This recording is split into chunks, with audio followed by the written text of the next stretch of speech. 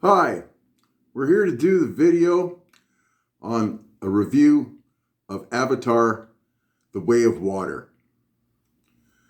The first film, released in 2009, was an epic science fiction produced on a budget of $237 million. It earned a whopping $2.923 billion. It stunned audiences with an alien world the likes of which nobody had ever seen before. A colorful environment full of fantastic creatures and populated by the Na'vi, a 9-foot tall race of blue-skinned humanoids who lived in absolute harmony with the whole planet. Well, the new film picks up roughly at the end of the first story. But to be honest, I missed the opening. I missed it. It was my fault. I went to the snack bar. My girlfriend wanted some ice cream. And then when I got up to the snack bar, I was disappointed. They said that they didn't have any. And I was almost tempted to ask if I was in a McDonald's. But I just went back to the movie. So when I get there was lots of fire on the screen and there's whining and crying. And then as I sat down, the words come up. I think it said like 1 year later. And that's how you know the movie's starting. So as near as I could figure, I was at the starting point of the movie. It picks up Jake Sully and Neytiri are rearing a family of children and raising hell on Pandora, attacking human infrastructure and the humans that are creating it, right? They've got humans building trains and buildings, and the Na'vi are attacking them because all the humans are still trying to take over the planet.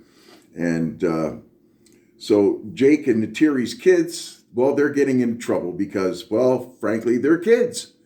And they get into trouble by getting carried away with the excitement of fighting the enemy. And then some of the bad guys, they're back. But interestingly enough, they're wearing Na'vi blue. I'm not going to give you any spoilers. I'm just going to say that. There's a crisis that requires Jake and his family to leave their tribe. I won't spill any secrets about this in case you haven't seen it yet, but they have to travel to another region. They meet with some resistance when they get there, but eventually they're welcomed in. And there's, of course, the requisite montage of them learning the ways, just like Jake Sully did in the first movie. So then we have a lot of problems with the kids not getting along with the other children in the group. And there's a bit of back and forth. And, well, it's a very interesting dynamic with the resistance to what's been going on.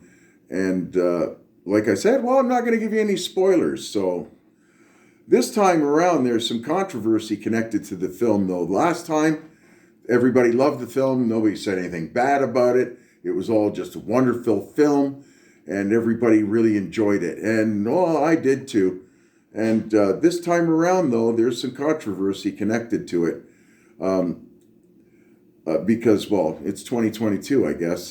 So complaints from PETA. Let's start with that one first. Apparently, James Cameron made some joke during an interview, and PETA decided they didn't like the joke because it involved animals somehow. I'm not really sure. Something about dolphins and stepping on their heads or something like that. I don't take anything PETA says without this huge chunk of salt about that big. And so that's all I'm going to say about that. There's also some concerns about not being enough Indigenous representation, even though one of the actors is actually from New Zealand. He's a Maori, and he actually drew on his own family experience to create the character. And there were some actors that actually talked to him to get them to help with their role, so that they wanted to make sure that they were coming up with an authentic portrayal of this situation. But it's a message film, right? all message films, they tend to be a little bit preachy. But this time it didn't get in the way of that. Still, it was exciting. The action scenes were perfect, and I rate it a 7 out of 5, but sometimes it achieves an 8. So that's Avatar, The Way of Water. It's in the theaters now. If you haven't seen it, it's worth it. So, you don't have to wait for it to come out on video. You can spend some money and you probably won't be disappointed. I went to a theater that had wonderful reclining seats, so there's that. But anyways, I'm just going to leave it at that. That it was a good video or good movie, and I really enjoyed it. Even though it's a little on the preachy side, right? So, and then everything else, but I had a good time. So that's all for today. Have a great day. Bye-bye.